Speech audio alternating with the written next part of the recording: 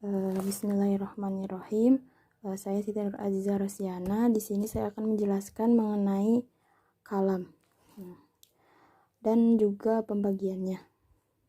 Pertama, apa sih kalam itu? Mahwal kalam? Al-kalam huwa al-lafzu al-murakkabu al-mufidu bil wad'i. Jadi kalam itu merupakan lafaz yang tersusun kemudian menunjukkan kepada suatu makna dan juga pemahaman. Untuk lafaz sendiri itu berarti sautul mustamilu ala ba'dil hurufil hijaiyah, suara yang terdiri dari sebagian huruf hijaiyah.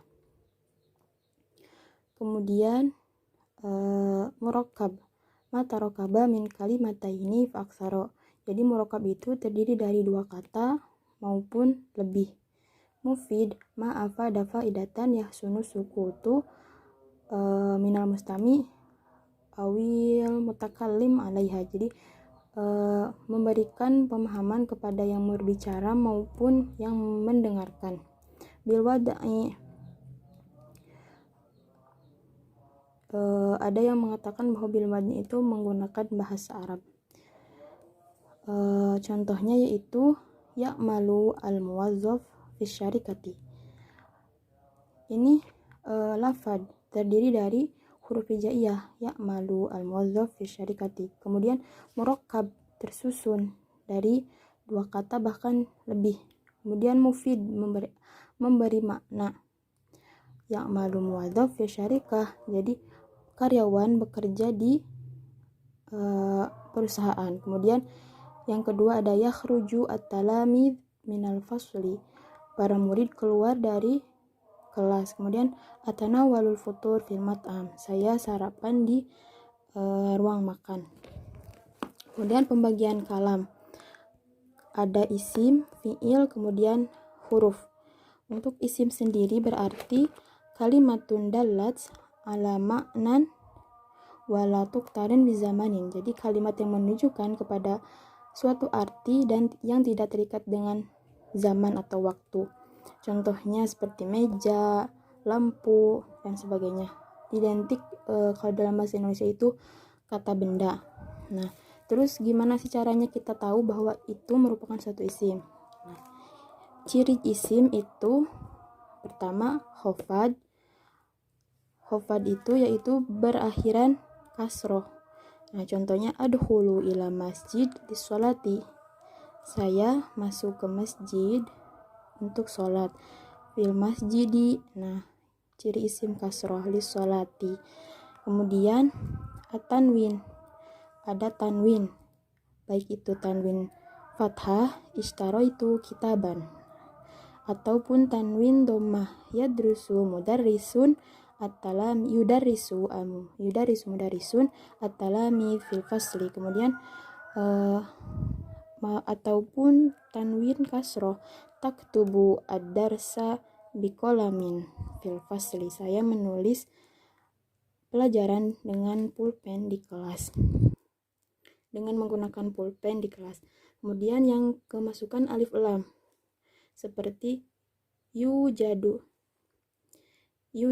asalju fi faslis syita. Jadi salju ditemukan. Nah, ini salju ini ada alif lam, jadi ini merupakan isim. Asalju min fi faslis syita. Nah, ini juga merupakan isim, ada alif lamnya.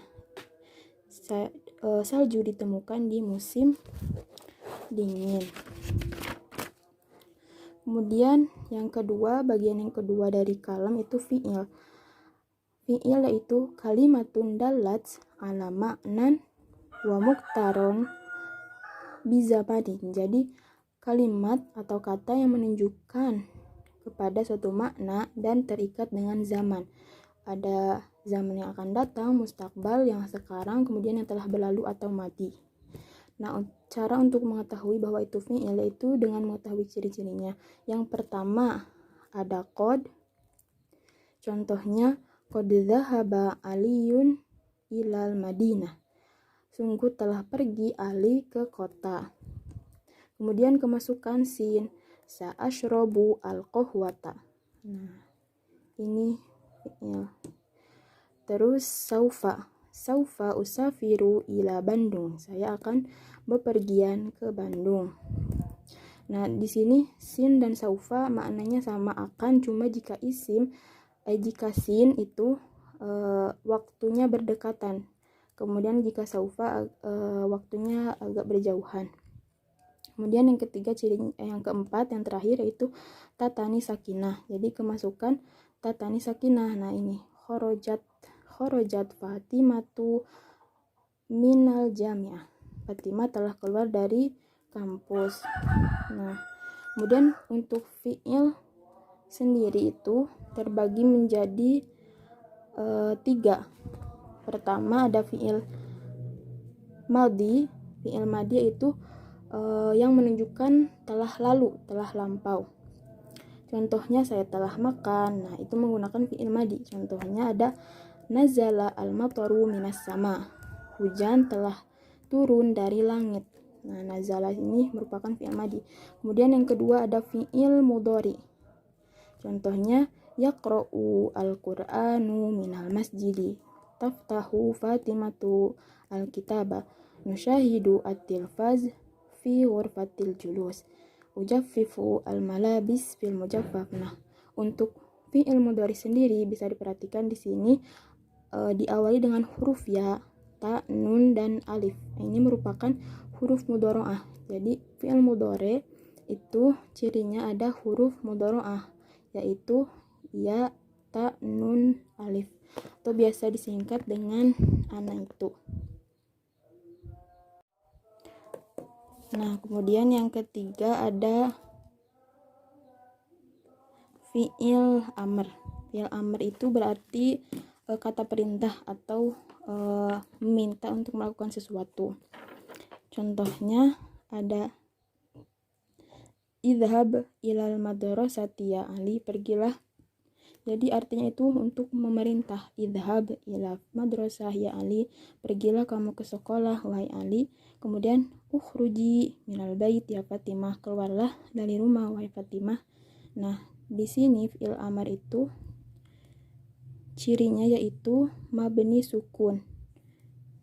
Kemudian ada ya mukhatabah. Yang ketiga bagian dari kalam yaitu ada huruf. Huruf terbagi menjadi 2. Ada huruf mabani atau huruf hijaiyah, alif, batatha, dan seterusnya. Kemudian huruf ma'ani yaitu allati laha ma'nan au dilalatun fil jumlah. Jadi menunjukkan makna jika terdapat dalam suatu kalimat. Kemudian huruf ma'ani terbagi menjadi 2. Ada yang muhtasal dan ghairu muhtasal. Untuk yang muhtasal sendiri itu ada bagi 2, yaitu khusus dipakai untuk isim dan khusus dipakai untuk fi'il. Contohnya untuk isim yaitu seperti penggunaan huruf jar. Nah, itu khusus untuk isim. Huruf jar sendiri min, ila, an, ala, fi, rubba, ba, kaf, lam, dan huruf qasam. Contoh di sini menggunakan fi. Akhudhu al-qalama fil jaibi. Saya mengambil pulpen di saku. Kemudian yang khusus untuk fi'il. Contohnya yaitu lan akula al-khinziro. Saya tidak akan. Nah, lan di sini maknanya tidak akan. Saya tidak akan memakan babi. Kemudian yang ghairu muhtasah yaitu jadi bisa digunakan untuk isim maupun fi'il. Contohnya waw bisa maupun huruf atop. Contoh dari ghairu muhtasah yaitu huruf atop waw, summa, fa, kemudian hamzah, istifham, dan juga hal. Nah, di sini ada contohnya ja'a Aliyun wa Umar. Nah, ja'a telah datang Ali dan Umar. Wa di sini maknanya Umar. Kemudian dalam fi'il zahaba Umar wa ja'a Muhammadun. Telah pergi Umar dan datang Muhammad. Nah, wa di sini bisa untuk menyambungkan fi'il dan juga menyambungkan isim. Kemudian hal. hal anti mudarrisun. Nah, apakah kamu seorang guru? Kemudian dalam fi'il, hal taqra'ul Qur'an, apakah kamu sedang membaca Al-Qur'an?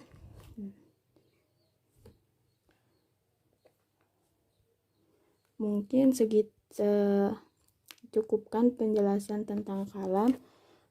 Mohon maaf bila banyak kesalahan. Wassalamualaikum warahmatullahi wabarakatuh.